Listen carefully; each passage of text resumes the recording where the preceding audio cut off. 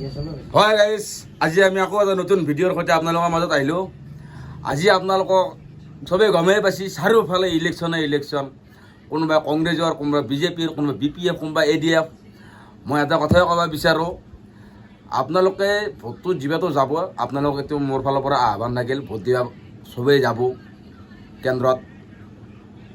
খালি কি এটা বস্তুৱে চাব, ভোট দিয়াৰ সময়ত একবাৰ নিজৰ মনটোক সুধি চাব, শুদ্ধ পাৰ্টিটোক ভোট দিব, শুদ্ধ প্ৰাৰ্থীজনক ভোট দিব।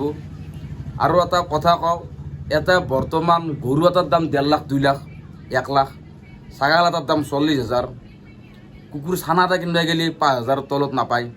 আৰু তেনেস্থলত আমাক যদি কোৱাটাৰ এটা দেই বা 500 টকা এটা দেই, আমি বেলেগ ফালে ভোট দি দিওঁ। কাৰণটো কি?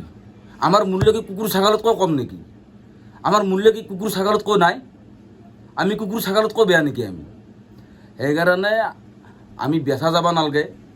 নিজৰ ভোটটো নিজৰ ওপৰত। আমাৰ বৰ্তমান গণতন্ত্ৰৰ জনসাধাৰণখিনিৰ এইখিনি সময়তে ভোট দিয়াৰ সময়তে সকলোকৈ শক্তিশালী মানুহ। এইখিনি সময়ত চবেই ভৰি ধৰিব আহিব,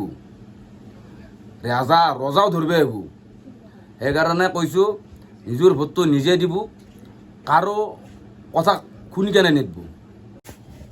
মই কোনো দলৰ হৈ কোৱা নাই, কাকো ছাপোৰ্ট কৰিবও কোৱা নাই। খালি কি নিজৰ ভোটটো যাতে নিজে ভাল জেগাত যাতে যায়, সেইটোৱে আশা। আৰু যিমান পাৰে সিমান শ্বেয়াৰ কৰক ভিডিঅ'টো, যাতে চববোৰে তাতে যাতে এইটো ভিডিঅ' যাই পায়। আজি ভিডিঅ'টো এইখিনি আছিল। Bye bye.